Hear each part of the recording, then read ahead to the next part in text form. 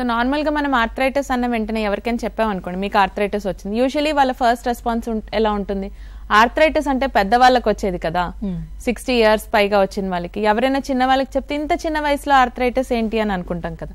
So నార్మల్గా ఏంటంటే osteo arthritis అనేది పెద్దవాళ్ళకి వచ్చే ఆర్థరైటిస్, అంటే పెద్దవాళ్ళకి వచ్చే కీళ్ల అరుగుదల. ఏజ్తో మన జాయింట్స్లో ఉండే గుజ్జు అనేది అరిగిపోయి నెమ్మదిగా జాయింట్స్ రబ్ అవ్వడం వల్ల వాళ్ళకి నొప్పి రావటం, లేదా జాయింట్స్లో కటకట అని సౌండ్ రావటం, దానివల్ల మూవ్మెంట్ సరిగ్గా లేకపోవటం, ఎస్పెషలీ మోకాళ్ళలో ఎక్కువగా స్టార్ట్ అవుతుంది. కానీ కొంతమందికి చేతిలో లేదా కాళ్ళల్లో కూడా రావచ్చు, అంటే పాదాల్లో కూడా రావచ్చు. దాన్ని ఆస్టియో ఆర్థరైటిస్ అంటాం. ఇది యూజువల్గా పెద్దవాళ్ళకి వస్తుంది.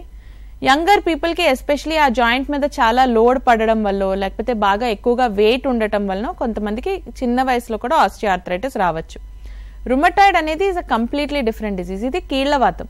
దీంట్లో వాళ్ళ ఇమ్యూనిటీ వాళ్ళ మీద తిరగబడడం వల్ల మన వైట్ బ్లడ్ సెల్స్ ఏవైతే మన ఇమ్యూన్ సెల్స్ ఉంటాయో అది మన జాయింట్ మీద దాడి చేయడం వల్ల జాయింట్ లో కెమికల్స్ అంటే సైటోకైన్స్ అనేవి ప్రొడ్యూస్ అయ్యి జాయింట్ లోపల స్వెల్లింగ్ రావటము, వాపు రావటము, దానివల్ల చాలా స్టిఫ్నెస్ అనేది డెవలప్ అవ్వటం, ఇవన్నీ దానికి సంబంధించిన symptoms. So they are completely different.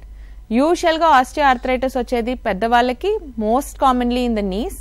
Rheumatoid వచ్చేదేమో యూజువల్గా between 25 to 50 years of age వాళ్ళకి ఎక్కువగా వస్తుంది. అండ్ యూజువల్గా స్మాల్ జాయింట్స్ అంటే చేతి వేళ్లలో, కాళ్ళ వేళ్లలో ఎక్కువగా వస్తుంది.